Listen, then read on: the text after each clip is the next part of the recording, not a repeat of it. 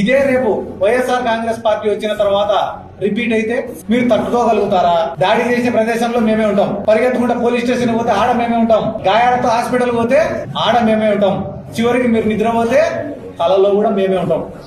కాబట్టి చర్యకు ప్రతి చర్య ఖచ్చితంగా ఉంటది. కానీ రేపు నాది ఇప్పటిదాకా మీరు మగాడు ఆడదాన్ని చర్చేది వినుంటారు. కానీ ఇప్పుడు మీకొక్క మగాడు మగాడిని చేరిస్తే ఎట్టుంటాదో చూపిస్తాను.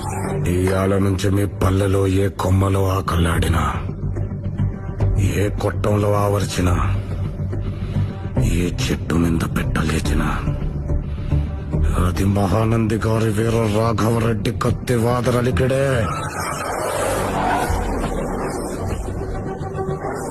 ఈ క్షణం నుంచి మిమ్మల్ని భయపెట్టేది చావు, మిమ్మల్ని వెంటాడేది చావు, చివరికి మీరు కోరుకునేది కూడా చావే. సావు కనుకుంటుంటే ఇట్నే ఉంటుందా?